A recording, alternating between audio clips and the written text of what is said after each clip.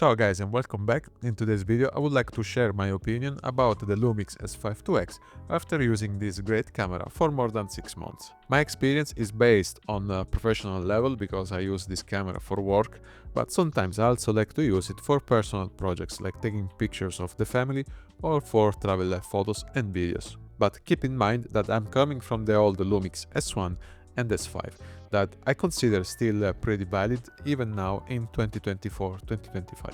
And if you're curious to know if it's worth or not to upgrade from the old cameras to the new S5IIx or S5 II, that depends on your wallet, because I consider both generation of cameras very fantastic and 100% valid both for professional and personal usage.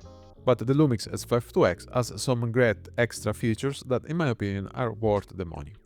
The first most important feature and upgrade in this camera is related to the autofocus performances. This now is a reliable camera that you can use it professionally for photography or videography gigs. I find it very fantastic, and as you know, I use a lot of vintage lenses, but since I got the S5IIx I feel really comfortable with autofocus lenses, especially with the Lumix lenses, because while the Sigma lenses are still native lenses, my experience with the Sigma 24-70 f2.8 has been a little bit weird because sometimes I get things in focus, sometimes not. While testing the S5IIx with the S Pro 24-70, the hit rate is way higher than using Sigma lenses. So I don't know if it's related to the old autofocus system of the first generation of Sigma Art for L mount, but using native lenses from Panasonic with Panasonic cameras has been a pleasure. And if you are interested in a comparison video between the S Pro and the Sigma 24-70 f2.8, I think I will publish it in 1 or 2 months maximum. So stick around to see when the video is going live. The second valuable upgrade I'm seeing in this camera is about the internal fan that keeps the camera cooled down, even if you're filming for very long recording session. I do work in the corporate field where I film conferences for maybe 8-9 hours straight, and for me it's very important that the camera is reliable in that term. Honestly, I never had any overheating or shutdown with the old Lumix S1 and S5, but knowing that there is a ventilation system on the S5IIx make me feel a little bit more comfortable thinking about that the camera will never shut down. But the upgrade is not only about the ventilation, it's also about the recording time if you record in 10-bit internally, because on the old Lumix S5 you had the 30 minutes recording limit, while with the Lumix S5IIx I don't have any recording limit. That's great because with the old Lumix S5 I was forced to record in Vlog 8-bit or sometimes in CineD according to the gig I was filming. The next valuable upgrade in this camera is about the viewfinder, because they pumped the resolution of this viewfinder, and in my opinion this is very usable, is good enough. It's not on the same league as the viewfinder of the Lumix S1, S1R or S1H, but this is good enough. One thing I'm not a huge fan of is the size of this viewfinder, because this is the actual size of the camera, so it's much thicker than the S5. It's less minimalist, so this takes almost the same space as the Lumix S1 when I store it on a camera bag. For the future camera, I would love to see a slimmer version of this viewfinder while keeping the great resolution and the ventilation system. In terms of software, I really love the real-time LUT feature. It's fantastic because with this camera you can bake a LUT in your JPEGs or videos you're filming. So as long as you take straight pictures with your camera and you frame properly, you don't really have to do any post-production in the photos you're taking. And that has been fantastic for me because I tend to just use JPEGs from the camera. I've been digging the standard profile, but sometimes I really like to give a little bit of a nostalgic look to the photos using some film look type of presets. So since I got this camera, I easily canceled my subscription on Adobe Lightroom and Photoshop because I don't need those softwares anymore, and I'm saving actually some money thanks to the S5IIx. In my opinion, these upgrades are totally worth the money, and if you're thinking to jump from the old S5 or S1 to the S5IIx, those should be the main reason why you're upgrading, and in my opinion they're worth the money. Next to those major upgrades, there are a couple of minor upgrades that I really love, and they are making my workflow in the professional field very, very great.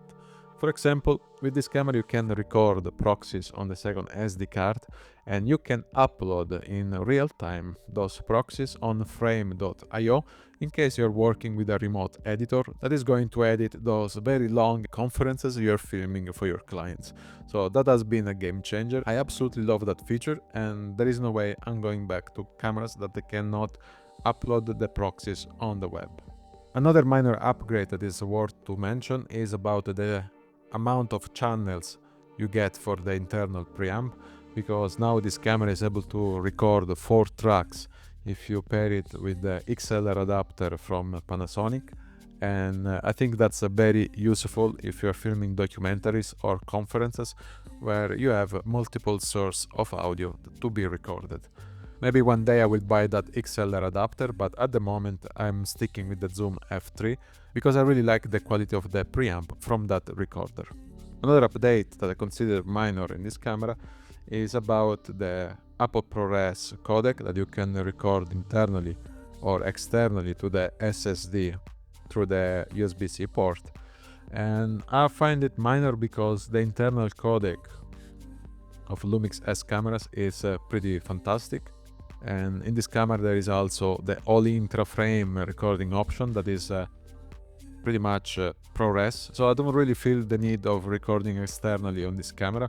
I find it a little bit of a cumbersome solution, and I prefer to have a more secure internal dual recording inside the camera. And last but not least, I think it's the most important minor update in this camera, is about the True Cinema 24p recording option that you can have for the first time on a Lumix S5 model camera.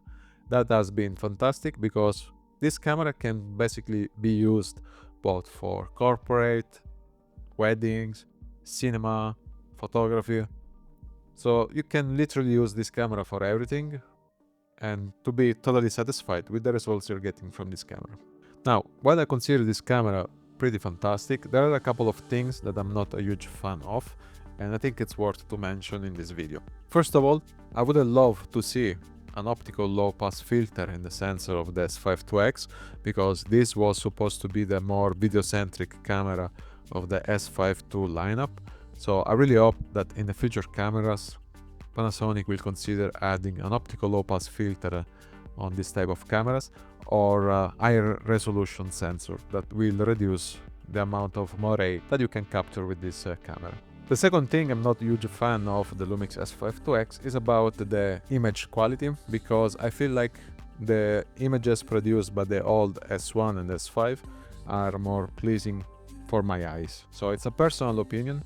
When I put side by side the S5 and S5IIx, if I have to pick one image that I like the most, I will always pick the images recorded by the Lumix S5. Mostly because the textures are more creamy, more cinematic, while on the S5IIx they have more of a processed look. So on the S5IIx you will see a denoiser and some digital sharpening applied to the footage, while the S5 has more of a cinema style camera footage.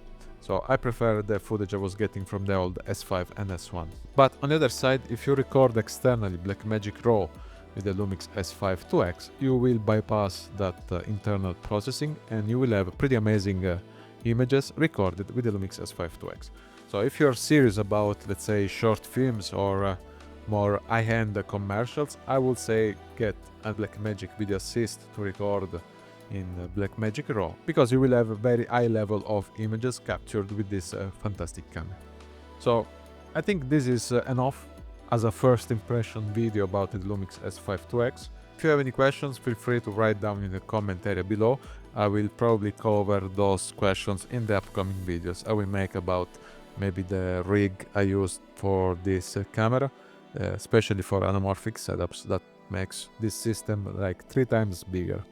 So this is it for today, guys. Thank you so much for watching, and I'll see you in the next one. Ciao!